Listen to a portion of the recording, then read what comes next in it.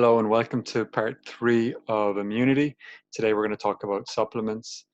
Um, the big thing to start off this video is that I'm not really going to be promoting superdosing any of the supplements. Um, the big ones that we're seeing in terms of what's going to give you the biggest bang for your buck in terms of your immunity is our vitamin A, vitamin C, and vitamin D. Um, and what they really do is they really boost what's called those natural killer cells, which I talked about in the first video in this series. And that's the innate immune system. So vitamin C is probably something we've heard a lot about, especially in the media in the last while. How you can kind of find your own functional dose in terms of vitamin C is you can start with 1,000 milligrams a day, and then you can add on 1,000 each day until you kind of get some sort of loose stool that tells you that you've taken too much, and then you titrate back about 1,000 milligrams. So how that would look is on day 1 1,000, day 2 take 2,000, day 3 it might be 3,000, day 4 you might start getting loose stool, and so what you do is you would titrate back to that day 3 of 3,000, and that becomes what's called your functional dose. If you're taking too much vitamin C, guys, it's not good. You don't want to be having loose stools with this. um, you don't need to just keep taking it. um, vitamin vitamin A is incredibly important for boosting our lung membranes, or the health of our lungs, and our immune system. And so your working dose with that is around 5 to 1,000 IU's daily.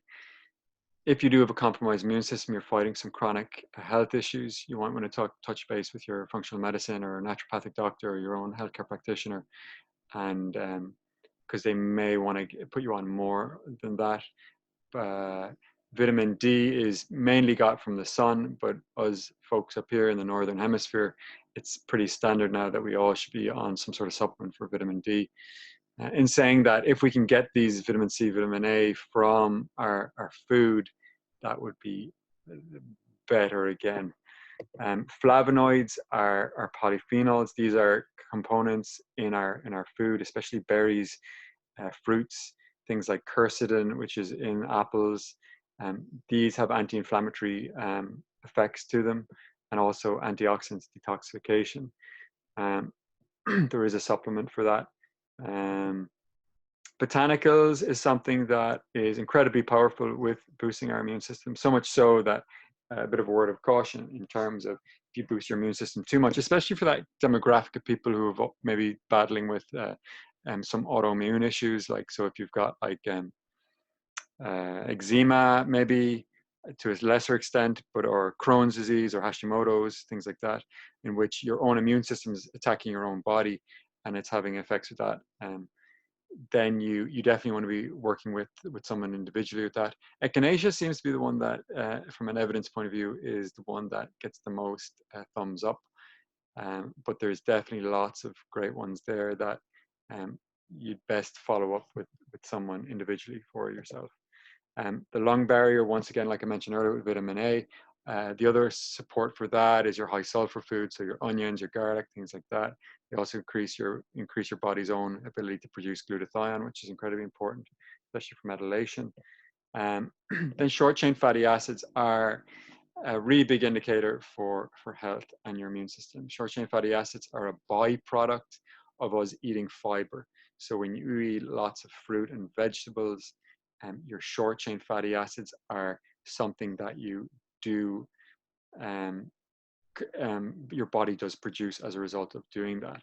And that's got an incredibly important booster in your immune system. You can take a butyrate, which is a supplement for short chain fatty acids. One thing you want to be mindful of is if you've got any GI issues, so gut issues that maybe you're still working on. Sometimes if you've got like what's called a small intestine bacterial overgrowth, which is acronym SIBO, you might have heard of in the news or in whatever in research. This can sometimes react negatively to eating more fiber in your diet. You can have increased symptoms because of the fermentation process that goes on in your gut. So just keep in mind that for the most part, eating a high fiber diet is thumbs up for everybody. But for that population who it does make things a little bit worse, then you just want to be mindful that maybe there is an underlying SIBO diagnosis there.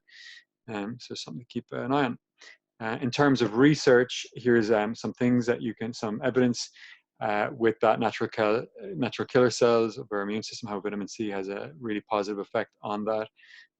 Excuse me. There's your vitamin C deficiency in the lung.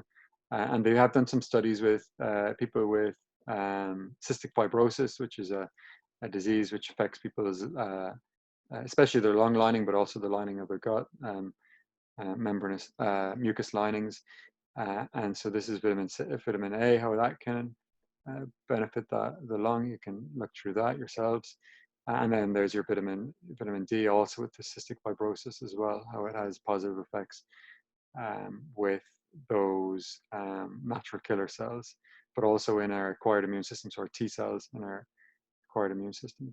So all positive stuff there. So next video, keep an eye out. We'll go more into the food, which is going to be a really important one, and some helpful tips with that. So have a good day. I hope that all helped. And any questions, please feel free to ask. Take care.